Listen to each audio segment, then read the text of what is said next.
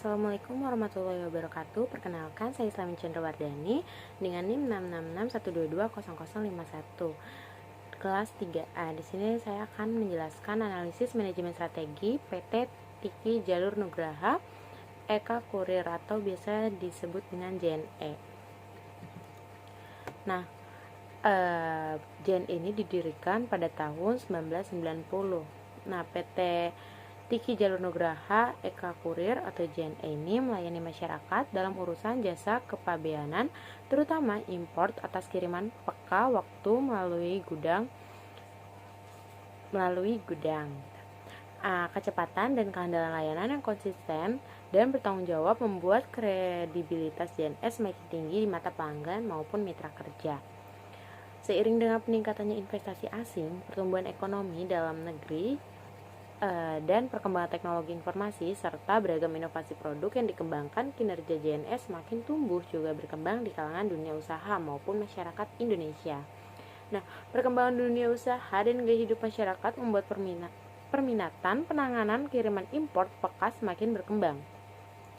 Tak hanya mencakup paket kecil dan dokumen, tetapi merambah pada penanganan transportasi, logistik, serta distribusi.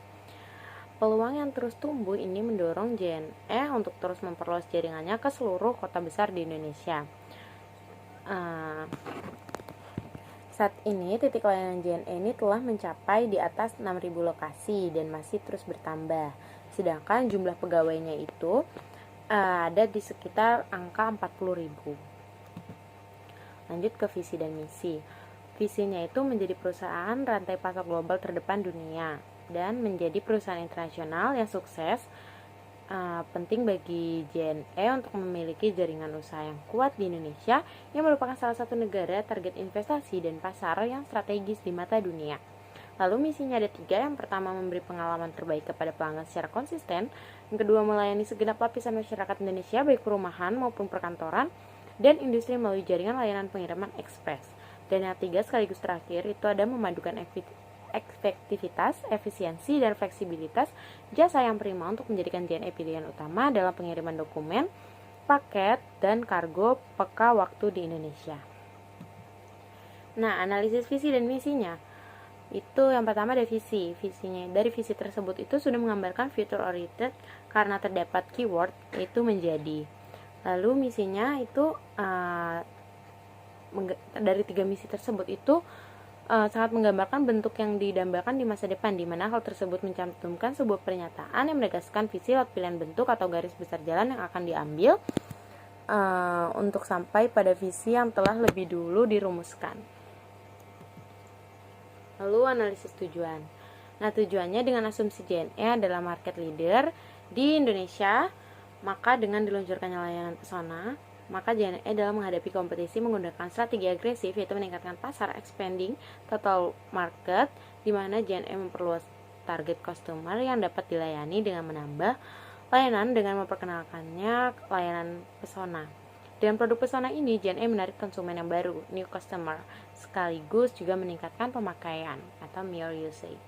Nah, dengan berdasarkan tujuan tersebut sudah sesuai dengan misi yang ditetapkan di PT JNE. Lalu ada analisis sasaran, yaitu memberikan layanan pembelian oleh-oleh yang berasal dari lokasi yang jauh, dan oleh-oleh itu sendiri memiliki nilai sentimental.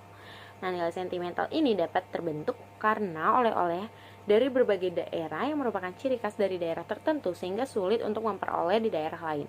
Nah, pesona menerima pesanan di luar katalog sesuai jenis kuliner di pelosok desa dilayani. Dengan berdasarkan sasaran tersebut sudah sesuai dengan tujuan yang ditetapkan di PT JNE. Lalu ada analisis IFAS.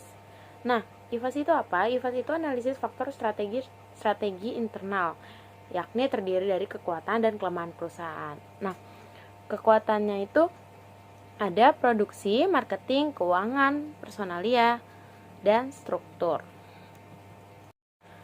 Nah, di sini ada tabel IFAS. Analisis kekuatannya itu yang pertama memiliki armada pengiriman yang lengkap, bobotnya 0,30, ratingnya 4, skornya 1,2. Lalu ada cepat dan tangkap pengelola dengan baik pada paketan kiriman konsumen, bobotnya 0,40, ratingnya 4, skornya 1,2. Lalu yang ketiga memiliki program yang beda dengan para pesaingnya, bobotnya 0,30, ratingnya 3, skornya 1,8. Yang keempat adalah selalu meluncurkan programnya sesuai dengan kebutuhan konsumennya. Bobotnya itu 0,30, ratingnya 4, skornya 1,2. Lalu yang terakhir ada kurir yang berkompeten, bobotnya 0,20, ratingnya 3, dan skornya 1,0. Yaitu total skornya itu ada 5,4. Nah, sedangkan analisis kelemahannya itu ada 2. Yang pertama itu tarif jasa pengiriman yang terkadang tidak tercantum pada website JNE. Bobotnya itu 0,50, ratingnya 3, skornya 1,5. Yang kedua ada nomor resi atau AWB, terkadang susah untuk dilacak. Bobotnya 0,25, ratingnya 2, skornya 0,50. Nah, total skornya itu yaitu ada 2,0.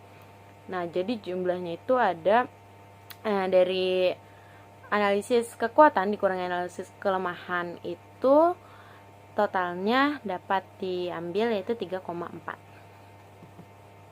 Lalu ada analisis EVAS. EVAS itu apa? EVAS itu adalah analisis faktor strategi eksternal, yakni terdiri dari peluang dan ancaman terhadap perusahaan. Nah, kondisi eksternal PT JNE itu ada lingkungan eksternal mikro, yaitu ada pelanggan dan pendatang baru potensial.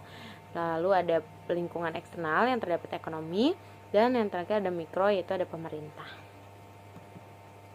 Nah, tabel EVAS ini dari analisis kekuatannya itu yang pertama banyaknya pengusaha online yang bermunculan dan menambah penggunaan jasa JNE, yaitu ada bobotnya 0,2, ratingnya 4, skornya 2,8. Lalu yang kedua ada meningkatkannya penggunaan jasa pengiriman dalam pertumbuhan ekonomi, bobotnya 0,25, ratingnya 4, skornya 2,5.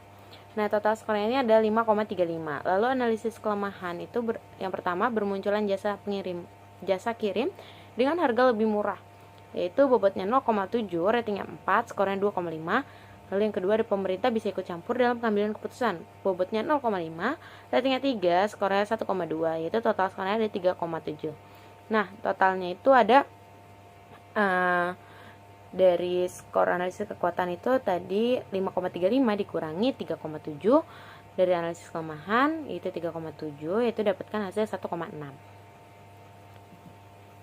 Nah, berdasarkan nilai bobot dan rating setiap unsur, maka diketahui bahwa posisi perusahaan saat ini berada pada kuadran 1, yaitu kuadran expansion atau growth pada titik koordinat 1,3 sampai 1,6. Nah, di PPT itu ada gambar ya. Ada gambarnya bisa kalian lihat. Lalu dijelaskan pada kuadran 1 SO itu strategi yang dapat dilakukan oleh perusahaan, yaitu adalah menggunakan kekuatan perusahaan untuk mengambil setiap keunggulan pada kesempatan yang ada.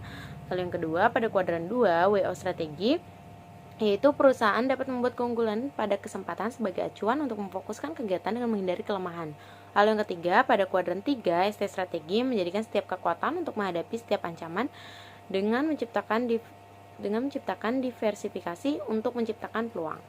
Lalu yang terakhir pada kuadran 4 WT strategi, meminimumkan segala kelemahan untuk menghadapi setiap ancaman.